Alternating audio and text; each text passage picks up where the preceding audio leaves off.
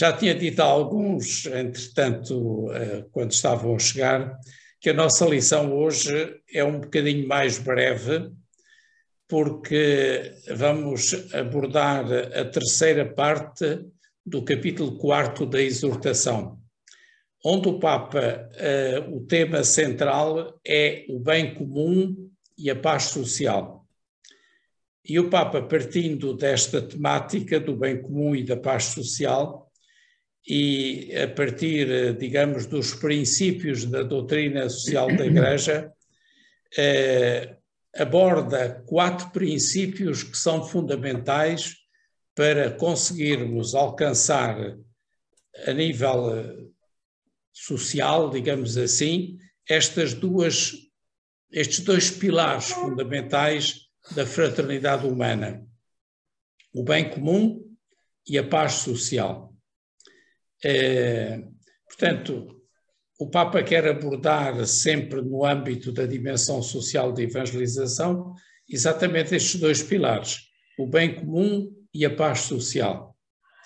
Compreende-se que o Papa tenha querido falar sobre paz social porque ele é um fruto de um verdadeiro bem comum, quando este resulta do amor recíproco e com ele da garantia do respeito pela dignidade e pelos direitos humanos que podem e devem resultar de um bem comum construído através da fraternidade humana.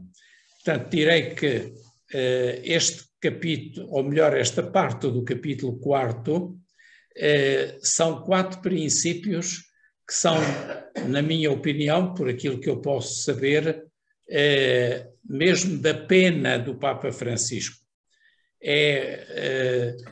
Aliás, este capítulo 4 ficou muito conhecido precisamente por estes 4 princípios que vamos tratar hoje.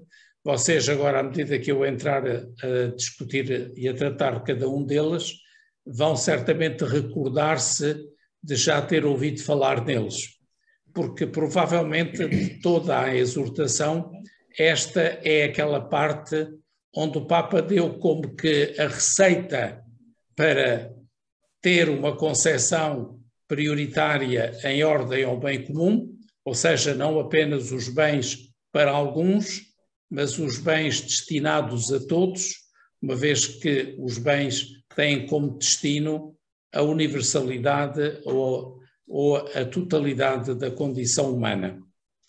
Por isso, o título fundamental desta terceira parte é o bem comum e a paz social. E a este propósito, o Papa diz, deixem-me lá só aqui colocar...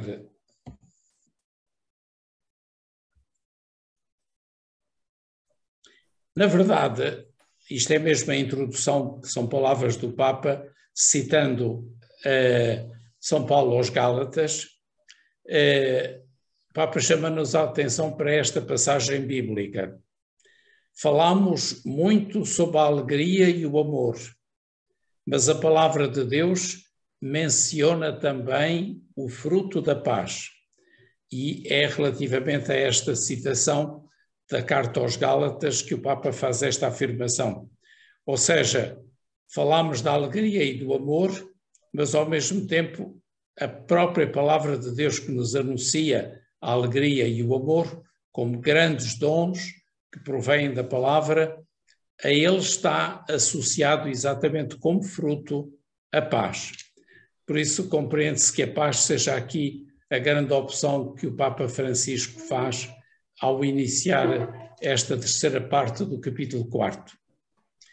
E neste sentido começa por nos esclarecer sobre o sentido da paz social. Como é que deve ser entendida a paz social? É que a paz social não é a paz em abstrato, não é apenas a paz como desiderato, nem é a paz como aquela situação de vida pela qual nós tanto ansiamos e pedimos e às vezes rezamos exatamente pela paz.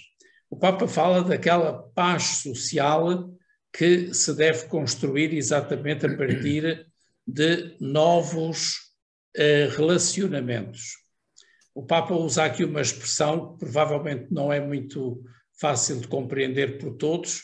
Ele diz: a paz social não pode ser entendida como irenismo, que ele depois explica mera ausência de violência obtida pela imposição de uma parte sobre as outras.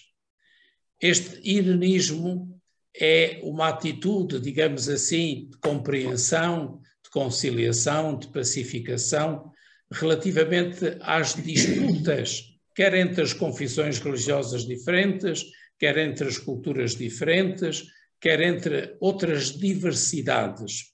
Portanto, o Papa diz, não deve ser visto apenas numa perspectiva teórica de modelo irenístico, mas, sobretudo, porque esta seria ou poderia ser uma paz falsa, aquela que servisse desse desejo como desculpa para justificar, às vezes, determinado tipo de organização social que depois nunca gera paz. Gera submissão, gera opressão, gera domínio, gera controle, gera todas essas coisas, menos aquilo que o Papa chama, e é o que deve ser, verdadeira paz social. Portanto, não precisamos de uma paz que silencie, mas nem que tranquilize os mais pobres, de modo que aqueles que gozam dos maiores benefícios possam manter o seu estilo de vida sem sobressaltos, caladinhos, desculpem-me a expressão que pode ser um bocadinho ofensiva, bem mansinhos, sem se queixarem, sem se lamentarem. Nós sabemos que em muitas sociedades absolutas é isto que se tende a fazer, domesticar a sociedade, domesticar sobretudo os pobres, que são aqueles que naturalmente se queixam. Recordo-vos apenas que há 15 dias atrás, e acho que referi isso faz hoje 15 dias, participei numa conferência, digamos assim, perante jornalistas, para falar exatamente das necessidades das situações sociais aqui na nossa zona do Alentejo. Fomos imediatamente bombardeados pelos políticos a acusarem-nos de estarmos a fazer coisas que não devíamos, que ainda por cima foram consideradas ofensivas. Precisamente porquê? Porque nós ousámos falar na conferência de imprensa, ousámos falar, ousámos dizer que nem tudo corre bem, que nem tudo estava bem. Portanto, o Papa diz, não são este tipo de opressões que fazem a paz social. As reivindicações sociais que têm a ver com a distribuição das entradas, a inclusão social dos pobres e os direitos humanos, isto são palavras do Papa, não são minhas, não podem ser sufocados com o pretexto de construir um consenso de escritório ou uma paz efêmera para uma minoria feliz. Depois a minoria feliz é exata aquela que vive à custa do orçamento. Isto tudo porquê? Continua o Papa. Porque a dignidade da pessoa humana e o bem comum estão por cima da tranquilidade de alguns que não querem renunciar aos seus privilégios. Quando estes valores são afetados, é necessária uma voz profética.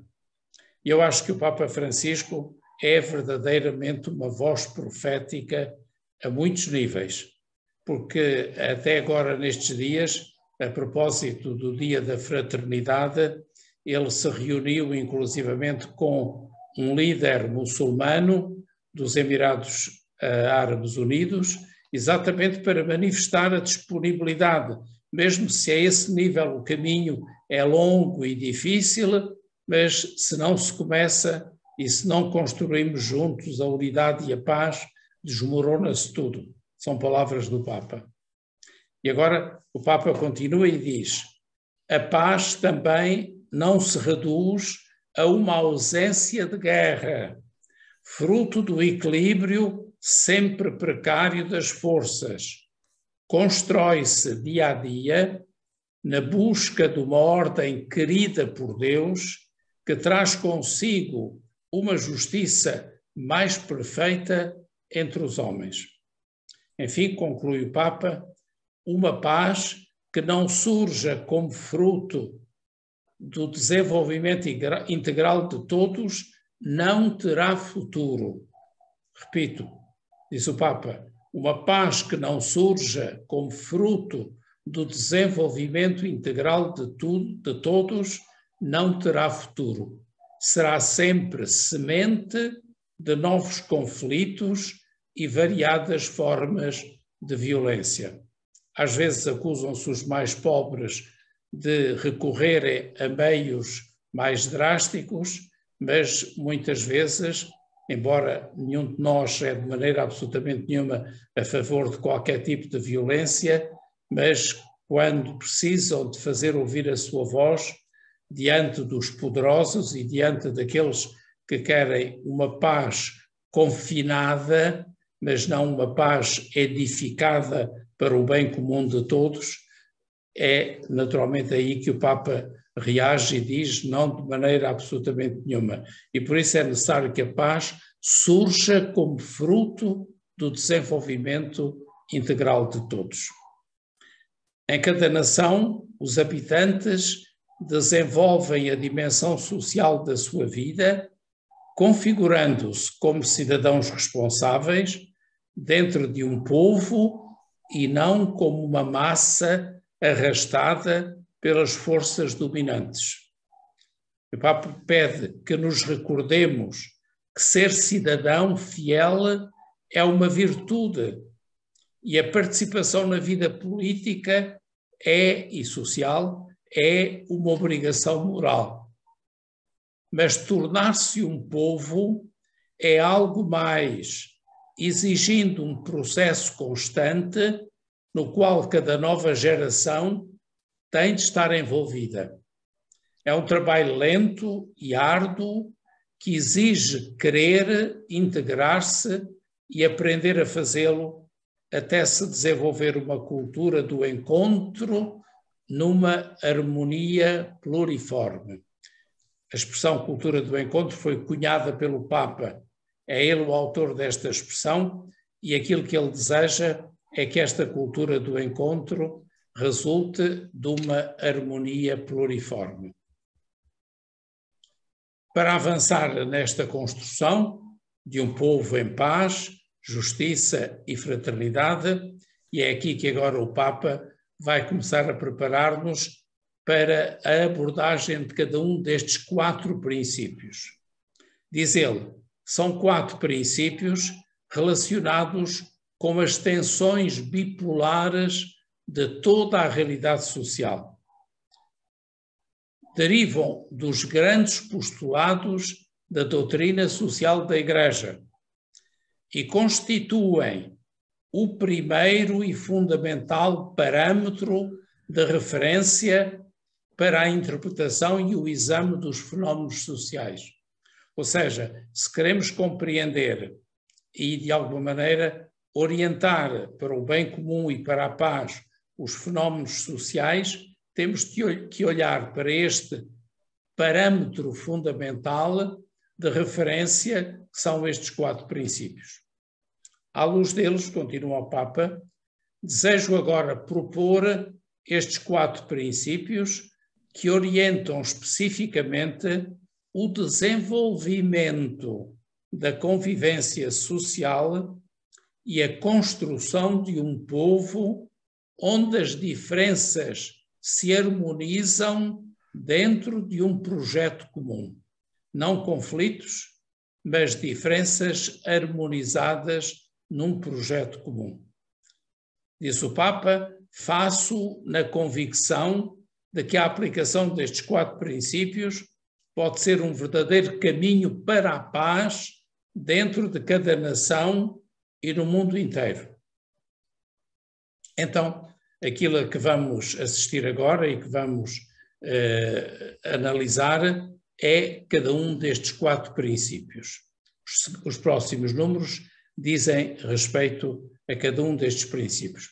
E o primeiro certeza absoluta que agora, quando eu o enunciar, vocês recordam-se de já o ter ouvido falar. O primeiro é precisamente este. O tempo é superior ao espaço. Toda a gente sabe o que é tempo e toda a gente sabe o que é espaço. Então, aquilo que o Papa afirma em primeiro lugar é que o tempo vale mais do que o espaço. O espaço é o lugar onde a vida e o suceder-se da vida, o desenrolar da vida, que se desenrola no tempo, acontece. Portanto, para dizer, o que é mais importante, quando colocamos estas duas questões diante uma da outra, tempo e espaço, é que o tempo é superior ao espaço. Então, analisemos este primeiro período com as palavras do Papa. Existe uma tensão bipolar, porque tempo e espaço são dois polos que estão em relação. Então, diz ele, existe uma tensão bipolar entre a plenitude e o limite.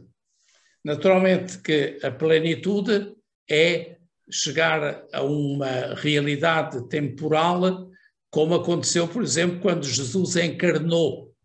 Na plenitude dos tempos, diz a Escritura, o Verbo fez-se carne.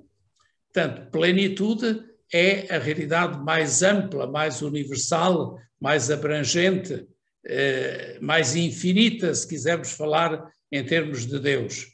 O limite são exatamente as nossas limitações humanas, as quais começam, em primeiro lugar, pelo espaço. O espaço é o nosso primeiro limite. Nós apenas conseguimos viver num espaço e não em todos os espaços possíveis ao mesmo tempo.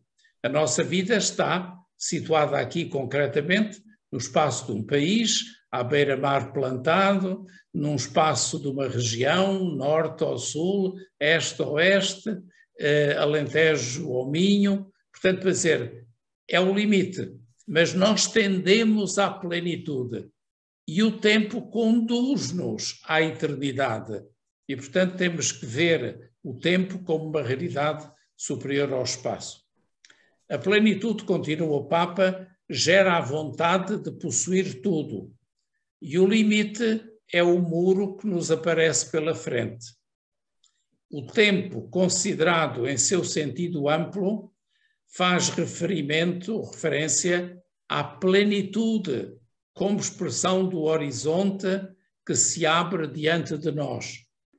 Naturalmente, em princípio, quando nós somos novos, tendemos a pensar que temos a vida pela frente, o tempo pela frente, e que atingiremos a plenitude da vida no momento mais importante, de maior desenvolvimento, de maior realização, de maior felicidade. Portanto, para dizer o quê? Que, no fundo, o tempo abre-nos horizontes diante de nós.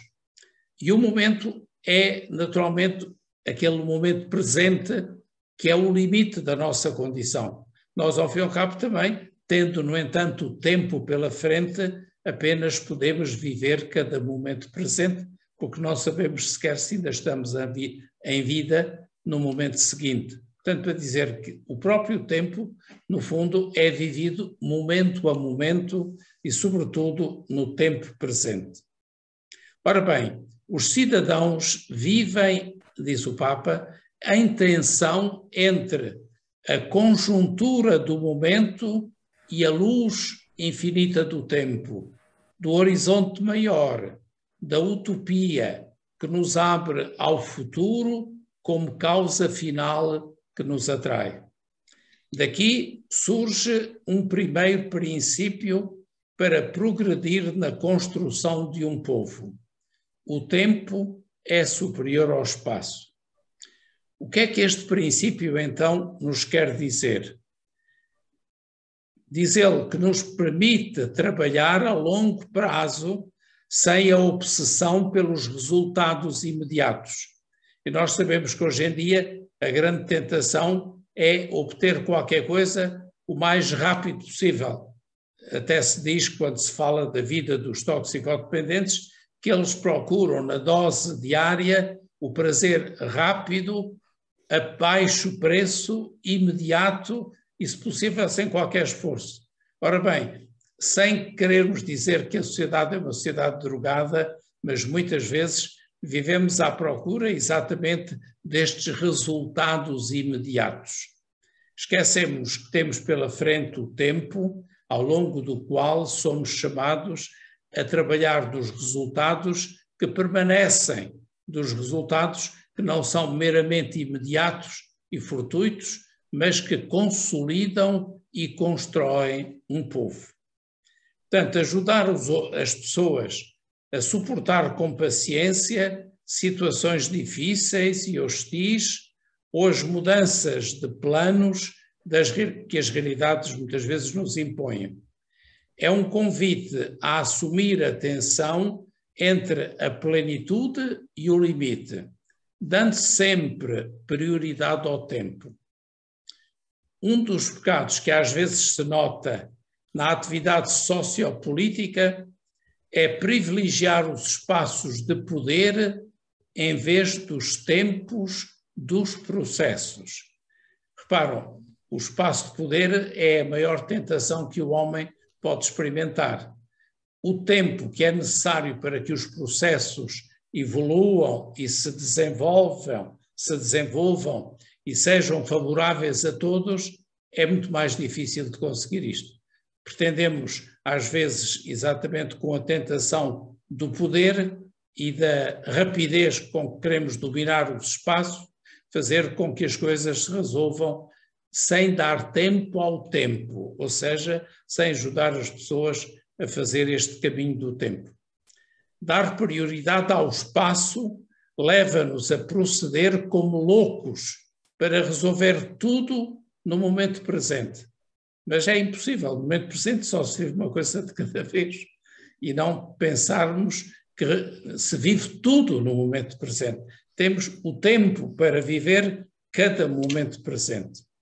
Portanto, e a tentação depois é tomar posse de todos os espaços de poder e de autoafirmação.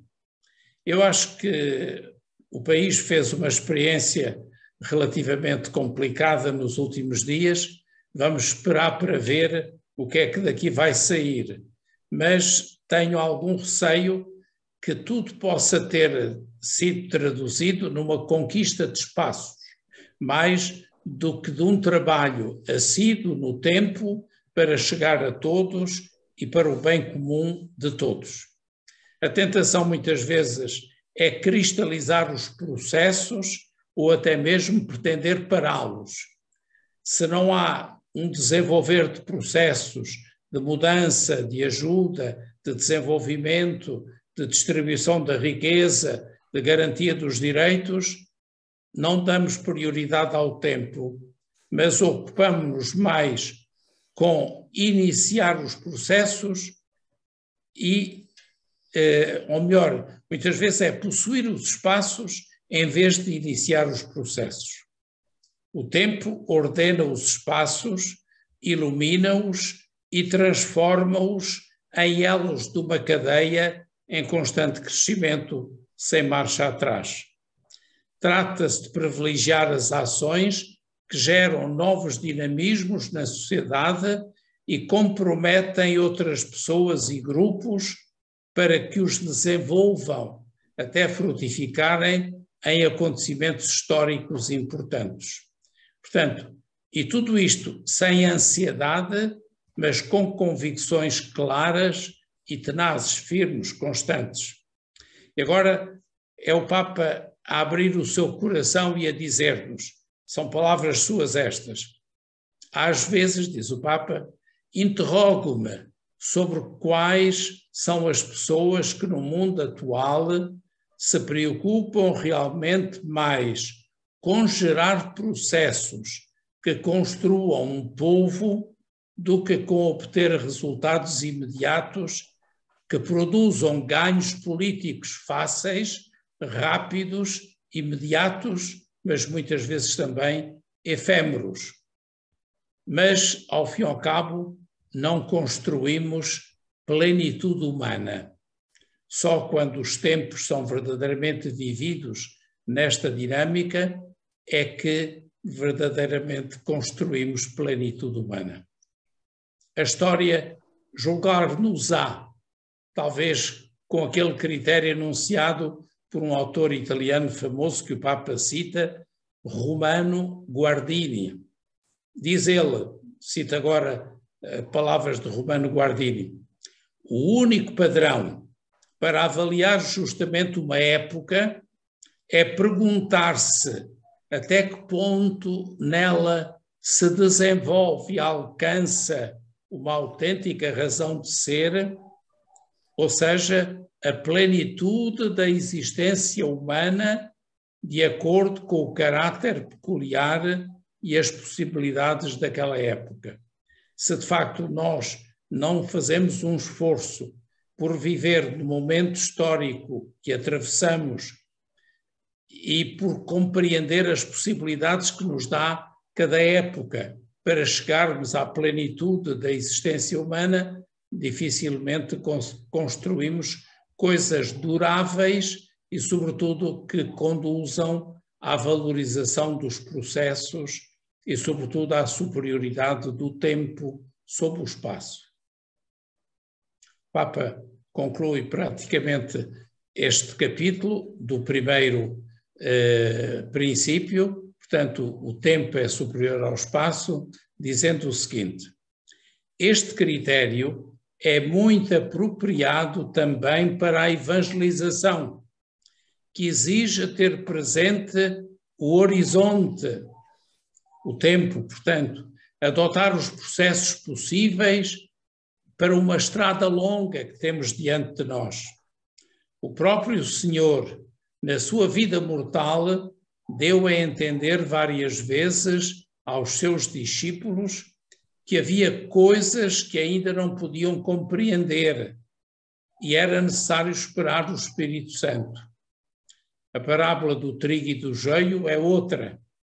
Descreve um aspecto importante da evangelização que consiste em mostrar como o inimigo pode ocupar o espaço do reino e causar dano lançando o joio no meio da boa semente.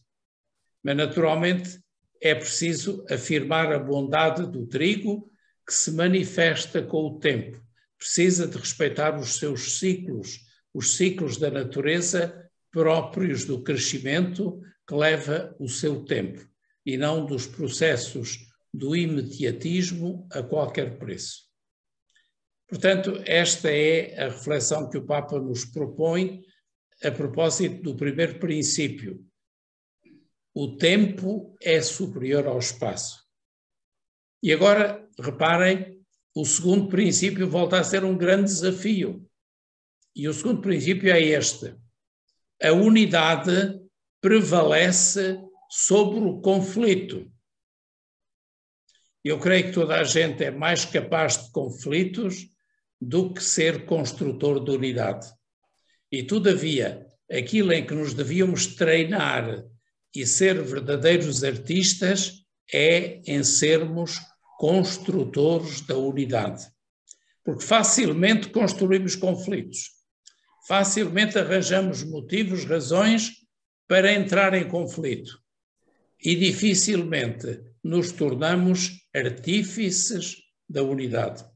Por isso é que a unidade prevalece, deve prevalecer, devemos tender para a unidade, evitando, quanto possível, o conflito. Então, a este propósito, o Papa diz o seguinte: portanto, o tempo é superior ao espaço, a unidade, segundo o princípio, prevalece sobre o conflito. O conflito não pode ser ignorado ou dissimulado, deve ser aceite.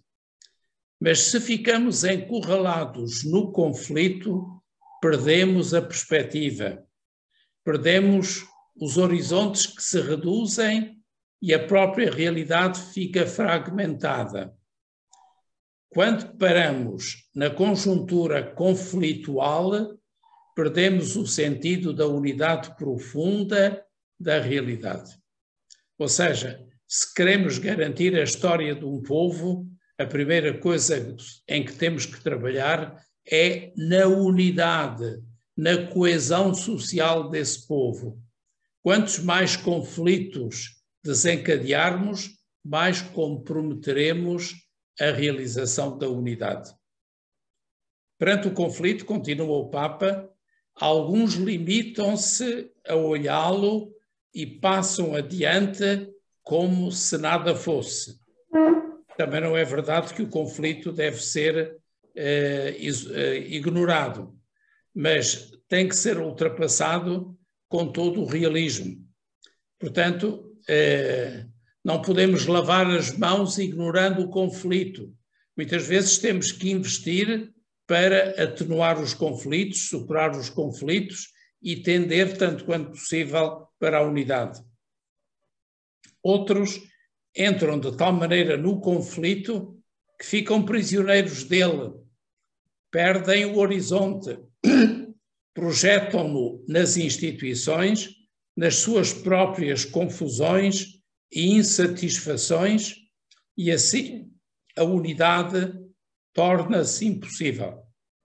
Portanto, em vez de nos envolvermos nos conflitos, temos é que tentar ultrapassar tudo o que de nós, pessoal, é favorável aos conflitos para que a unidade possa ser construída. Mas há uma terceira forma mais adequada de enfrentar o conflito, diz o Papa. É aceitar, suportar o conflito, ou seja, não fugir dele, não fazer de conta que ele não existe, mas resolvê-lo e transformá-lo no elo de ligação de um novo processo. Não nos esqueçamos que há uma bem-aventurança que diz: bem-aventurados os pacíficos, porque deles é o reino dos céus. Portanto, felizes os pacificadores. Portanto, quando estamos diante de conflitos, a grande primeira nossa aposta deve ser a de resolver os conflitos e de construir a unidade. Deste modo, torna-se possível desenvolver uma comunhão nas diferenças que pode ser facilitada só por pessoas magnânimas, que têm a coragem de ultrapassar a superfície conflitual e consideram os outros na sua dignidade mais profunda. Por isso, é necessário postular um princípio que é indispensável para construir a amizade social. E esse postulado é exatamente o da unidade. E o postulado é este, que é o princípio que acabamos de enunciar. A unidade é superior ao conflito. Nós não devemos ficar no conflito, nem eternizar o conflito, nem agitar o conflito, mas nem fazê-lo ainda mais complicado do que ele já é, mas construir a unidade para superar os conflitos. O Papa continua e diz: a solidariedade entendida no seu sentido mais profundo e desafiador torna-se assim um estilo de construção da história, um âmbito vital onde os conflitos, as tensões e os opostos podem alcançar uma unidade multifacetada que gera a nossa vida como povo. Não é apostar no sincretismo ou na absorção de um pelos outros, ou dos outros por um, mas na resolução num plano superior que considera em si as preciosas potencialidades das polaridades em contraste, ou seja, dos conflitos contra a unidade. Portanto, este critério evangélico, porque no fundo a unidade é uma graça que Jesus pediu ao Pai quando rezou na oração sacerdotal, que todos sejam um, disse exatamente isto mesmo: Pai, que todos sejam um, para que o mundo creia. Portanto, a unidade é verdadeiramente o critério evangélico através do qual Jesus unificou em si o céu e a terra. Resolveu o conflito entre Deus e o homem, entre tempo e eternidade, entre carne e espírito, entre pessoa singular e sociedade. Portanto, o sinal distintivo desta unidade e reconciliação de tudo nele é a paz. Por isso é que nós dizemos, com São Paulo, Cristo é a nossa paz. E por isso o anúncio do Evangelho começa sempre com a saudação da paz. E a paz coroa e cimenta em cada momento as relações entre os discípulos. A paz é possível, diz o Papa, porque o Senhor venceu o mundo e a sua permanente conflitualidade, pacificando pelo sangue da sua cruz, diz São Paulo aos Colossenses. Portanto, temos de nos examinar a fundo com estes textos bíblicos para descobrirmos que o primeiro âmbito onde somos chamados a conquistar esta pacificação nas diferenças é na nossa própria interioridade. A própria vida sempre ameaçada pela dispersão dialética e pelo conflito. Ao invés, conclui o Papa, com corações despedaçados em milhares de fragmentos, será difícil construir uma verdadeira paz social. Portanto, a primeira coisa que temos que fazer é unir os nossos corações, mesmo quando despedaçados, para que através da união dos corações seja possível construir uma verdadeira paz social. E agora, à maneira de conclusão deste segundo princípio, o Papa diz o seguinte: o anúncio de paz não é a proclamação de uma paz negociada, mas a convicção de que a unidade do Espírito, que é dom do Pai feito através do Filho, harmoniza todas as diversidades, supera qualquer conflito numa nova e promissora síntese. A diversidade é bela, mas é bela quando aceita entrar constantemente num processo de reconciliação e de comunhão, até selar uma espécie de pacto cultural e social que faça surgir uma diversidade reconciliada, unida, construída juntos, como justamente nos ensinam, e o Papa agora cita, os bispos da República Democrática do Congo. E nós sabemos como o Congo, ao longo dos últimos tempos, dos séculos até, tem sido um palco de grandes conflitos. E os bispos do Congo diziam: a diversidade das nossas etnias é uma riqueza, mas só com a unidade, a conversão dos corações e a reconciliação é que podemos fazer avançar o nosso país. Eu acho que isto não se aplica apenas ao Congo, isto aplica-se a todos os países e a todos os povos, porque é só com a diversidade harmoniosa e não em conflito, mas em paz, é que nós podemos construir o tal bem comum e a tal paz social. Então, o tempo é superior ao espaço, a unidade prevalece sobre o conflito. Os dois primeiros princípios. E agora o Papa enuncia o terceiro princípio, que também é muito realista e muito importante. Diz assim: a realidade é mais importante do que a ideia. A realidade sabemos o que é. A realidade é a realidade da nossa vida, é a realidade da nossa cultura, é a realidade, é o concreto da existência na nossa vida pessoal, na nossa vida coletiva, da vida à nossa volta. Esta é a realidade, tal como ela é, como somos, também com todas as diversidades que nos compõem. Mas a realidade é mais importante do que a ideia, porque às vezes, perante uma realidade que nem sempre é fácil, há ideias que são ideias perigosas, há ideias que deixam de ser ideias para se tornar ideologias. E então, quem sofre com as ideologias é a realidade das culturas e dos povos e das pessoas e dos seus hábitos de vida. Portanto, o terceiro princípio é exatamente este. A realidade é mais importante do que a ideia. Existe também uma tensão bipolar entre a ideia e a realidade. A realidade simplesmente é aquilo que é. A ideia é uma elaboração da nossa razão.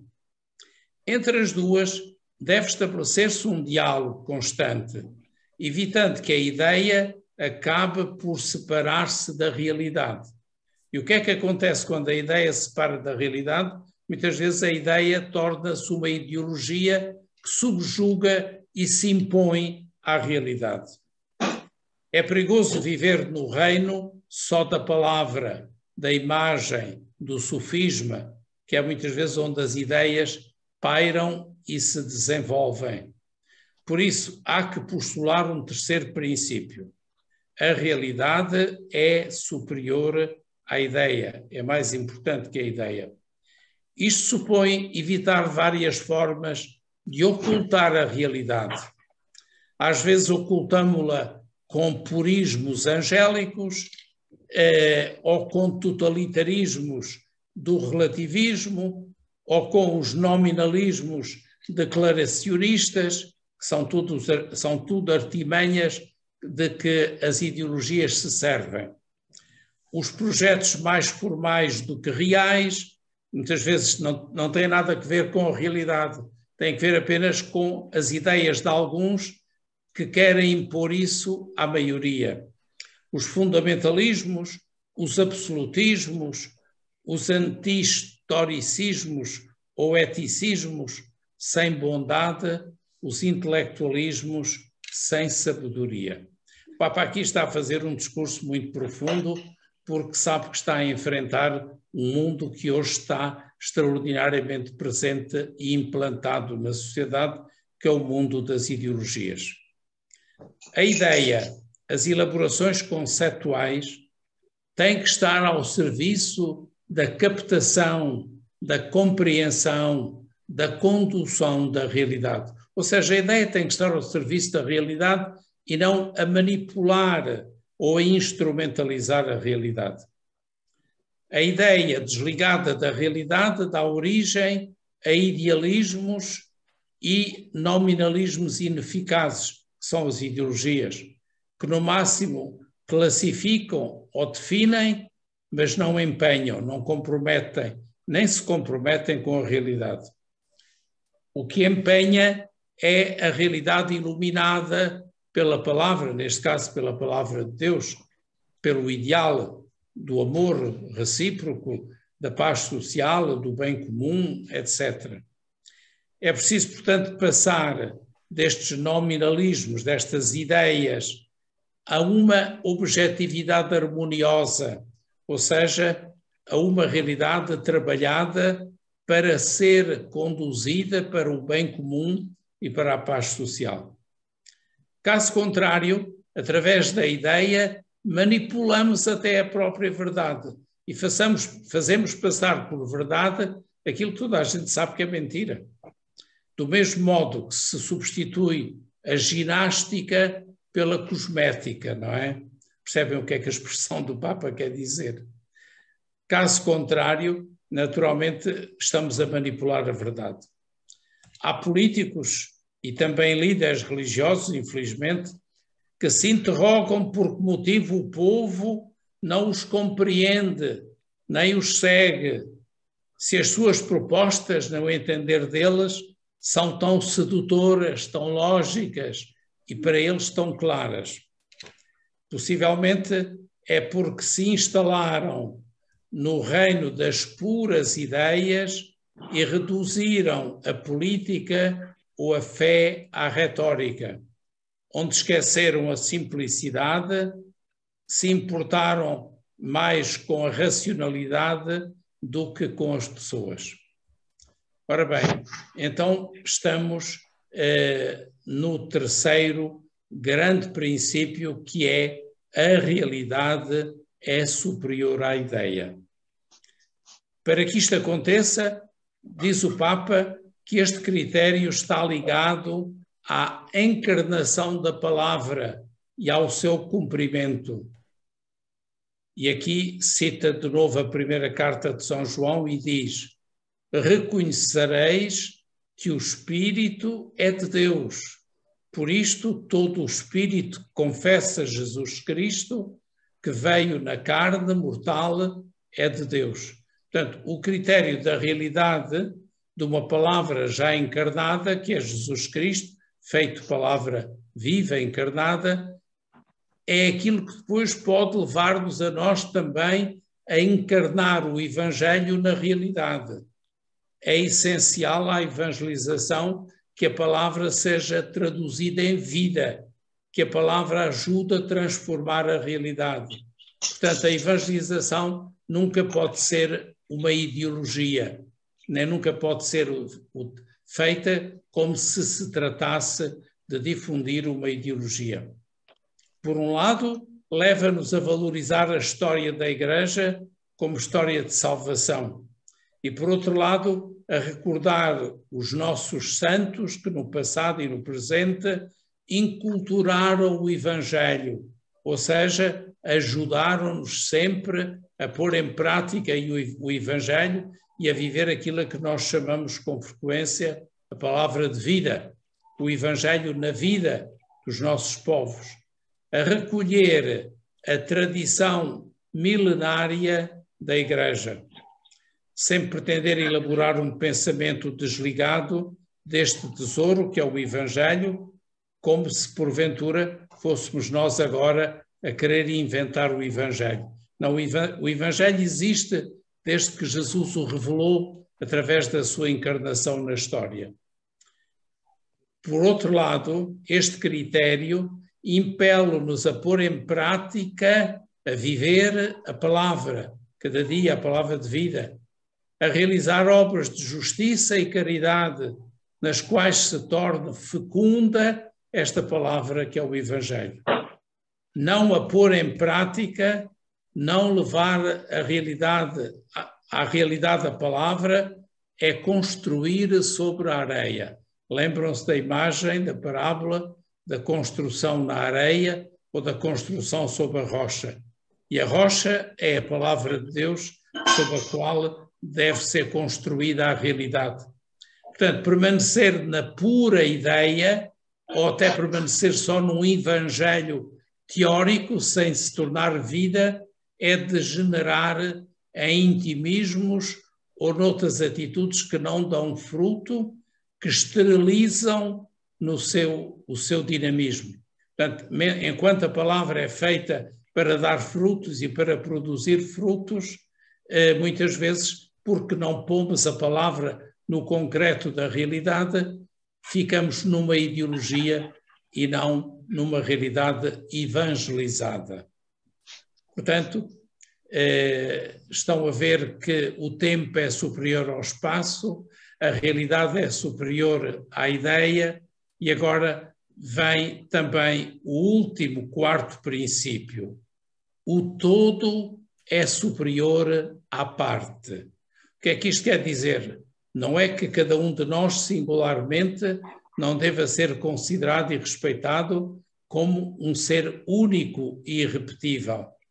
Mas também é verdade que não fomos criados nem sozinhos nem isolados. Fomos criados como um corpo. E ainda há poucos domingos atrás, São Paulo, na carta aos Coríntios que temos vindo a ler, falava exatamente da imagem do corpo. Há um só corpo e neste corpo existe um só espírito. Ou seja, o espírito é o mesmo. Somos muitos, mas somos um só corpo e o mesmo espírito. Ora, então esta é a base que nos ajuda agora a compreender o quarto princípio. O todo é superior à parte. Entre a globalização e a localização também se gera uma tensão. É evidente que hoje estamos todos muito voltados para o processo de globalização, mas também é verdade que todos estamos lançados em que em cada local se viva globalmente. Portanto, é viver global no local. Se vivemos um global deslocalizado, nunca conseguimos conferir à parte a totalidade, porque a globalidade deve ser transmitida e vivida, na linha do que acabamos de dizer sobre a realidade, no local. Portanto, esta harmonia entre dimensão global, unidade, corpo e, ao mesmo tempo, singularidade e localidade. O Papa continua e diz: é preciso prestar atenção à dimensão global para não cair numa mesquinha cotidianidade. Portanto, para dizer que também na relação do indivíduo com o corpo é preciso haver uma harmonia. O corpo não pode absorver o indivíduo que lhe faça perder a sua singularidade, mas o indivíduo não pode afirmar-se de tal maneira egoística e individualisticamente que ignore a realidade do corpo do qual faz parte e no qual deve viver harmoniosamente. Ao mesmo tempo, convém não perder de vista o que é local, que nos faz caminhar com os pés por terra, na terra. As duas coisas unidas impedem de cair em algum destes dois extremos. O primeiro, que os cidadãos vivam num universalismo abstrato. Não sabemos quem somos, nem a quem pertencemos. E, portanto, globalizante, onde a singularidade ou aquilo que é próprio de cada cultura e de cada povo fosse desconsiderado. Não pode ser um universalismo abstrato e globalizante e nós simplesmente passageiros de um carro de apoio sem termos perfeita noção da importância e do valor também do local. Portanto, tornar-nos-íamos focos de artifício do mundo, que é dos outros, com a boca aberta e os aplausos programados para dizermos que sim a tudo e para irmos atrás de um global que depois destrói aquilo que é a riqueza dos povos. Portanto, o outro extremo é que se transformem num museu folclórico de ermitas localistas, cada um separado dos outros, cada um isolado de tudo o resto, condenados a repetir sempre as mesmas coisas, incapazes de se deixar interpelar pelo que é diverso e de apreciar a beleza que Deus espalha fora das fronteiras de cada um dos nossos países. Portanto, o todo é mais do que a parte, sendo também mais do que a simples soma delas. Portanto, o todo é sempre uma realidade superior à soma das partes e é, sobretudo, o todo, o corpo, uma totalidade que é maior do que cada um singularmente. Portanto, não se deve viver demasiado obcecado por questões limitadas e particulares que depois nos impeçam de viver em harmonia e paz juntamente com todos, na comunhão do corpo como realidade inteira de que fazemos parte, não só como humanidade, mas como cultura, como país, como estes muitos todos que fazemos a totalidade, ao fim e ao cabo, da humanidade. É preciso alargar sempre o olhar para reconhecer um bem maior que trará benefícios a todos nós. Mas há que o fazer sem nos evadirmos, nem sem nos desenraizarmos. É preciso chegar a esta comunhão, mas sem perder o sentido da nossa identidade e sem nos desenraizarmos do lugar onde cada um de nós é a expressão viva de uma realidade. É necessário mergulhar as raízes na terra fértil e na história do nosso próprio lugar, que, aliás, é um dom de Deus, com o qual fomos, de alguma maneira, dotados desde o princípio para construir a tal realidade que é superior à ideia à nossa volta. Trabalha-se no pequeno, no que está próximo, mas com uma perspectiva mais ampla, com um sentido universal do bem comum. Da mesma forma, uma pessoa que conserva a sua peculiaridade pessoal e não esconde a sua identidade, quando se integra cordialmente numa comunidade, não se aniquila, mas recebe sempre novos estímulos para o seu próprio desenvolvimento. Não é a esfera global que aniquila, nem a parte isolada que esteriliza. É no equilíbrio que a esfera global constrói e que cada parte não é estéril, mas é portadora de fruto que enriquece a totalidade. Aqui, como disse o Papa, e agora é outra imagem que lhe é muito cara, o modelo não é a esfera, pois não é superior às partes, e nela cada ponto é equidistante do centro, não havendo diferenças entre um ponto e o outro ponto, portanto, para afirmar exatamente a igualdade dos membros do corpo. O modelo é o poliedro, que reflete a confluência de todas as partes no corpo e que nele, poliedro, como corpo, mantém a sua originalidade. Portanto, o poliedro tende a respeitar a multifacetada composição do seu ser geométrico. Tanto a ação pastoral como a ação política devem procurar reunir nesse poliedro o melhor de cada um, o melhor de cada cultura, o melhor de cada povo. Ali entram os pobres com a sua cultura, os seus projetos e as suas próprias potencialidades.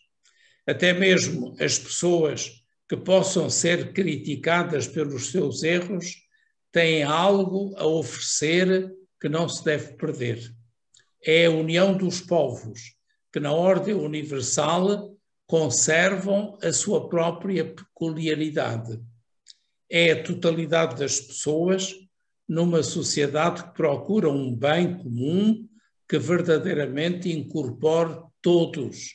Não um bem comum só de algum, mas tanto quanto possível, e é para aí que devemos tender, um bem comum em que todos verdadeiramente participem. E é exatamente isto que é aquilo para onde nós, como Igreja, devemos tender, que é para a paz, que é para a comunhão, que é para a distribuição universal. Diz o Papa ainda, a nós cristãos, este princípio fala-nos também da totalidade ou integridade do Evangelho, que a Igreja nos transmite e envia a pregar. A riqueza plena incorpora académicos e operários, empresários e artistas, incorpora todos. Portanto, o corpo tem que ser verdadeiramente uma realidade onde todos se sentem eles próprios, mas onde ninguém domina sobre os outros, mas onde todos estão em relação de amor uns para com os outros. Diz o Papa agora, já em jeito de conclusão, a mística popular acolhe a seu modo o Evangelho inteiro e encarnam expressões de oração, de fraternidade, de justiça, também por vezes de luta pelos ideais, mas inclusivamente e igualmente também de festa. A festa é sempre um elemento fundamental do corpo. O corpo celebra semanalmente a sua festa na Eucaristia. A Eucaristia é a festa deste corpo místico que é a Igreja. A boa nova é a alegria de um pai que não quer que se perca nenhum dos seus filhos, dos pequeninos. Assim, nasce a alegria no bom pastor que o Pai enviou em Jesus Cristo, que encontra a ovelha perdida e a reintegra no seu rebanho.